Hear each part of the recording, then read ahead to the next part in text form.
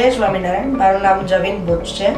મને last week typhoid detect થયો હતો, એટલે અમે અહીંયા SMBS હોસ્પિટલમાં માધવ સરને બતાવ્યું હતું. એમને અમને SMBS હોસ્પિટલમાં એડમિટ થવાનું એડવાઇસ કર્યું, એટલે અમે નેક્સ્ટ ડેથી એડમિટ થયા. આજે 1 વીક પછી હું સાજો થઈને પાછો ઘરે જઈ રહ્યો છું. મને પ્રોપર ટ્રીટમેન્ટ આપવામાં આવી હતી. અહીંયા એન્ટીબાયોટિક ટ્રીટમેન્ટ્સ બધી મને પ્રોપર આખા વીકમાં આપવામાં આવી હતી.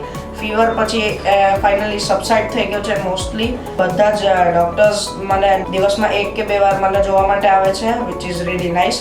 બધા જ સ્ટાફ મેમ્બર્સ બહુ સરસ રીતે આવે છે. અહીંયા ટ્રીટમેન્ટ પણ બહુ સરસ આપે છે.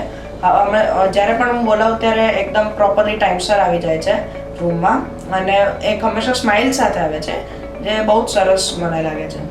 જય સ્વામિનારાયણ. અમે આ હોસ્પિટલ 2019માં ઇનોગ્રેટ થઈ ત્યારથી અત્યાર સુધી દરેક નાની કે મોટી બીમારીઓ માટે SMBS હોસ્પિટલ જ આવીએ છીએ, અને ક્યારે પણ દાખલ થવાનું આવે કે સામાન્ય ચેકઅપ માટે બતાવવાનું હોય ત્યારે પણ અમે SMBS હોસ્પિટલને પ્રેફર કરીએ છીએ.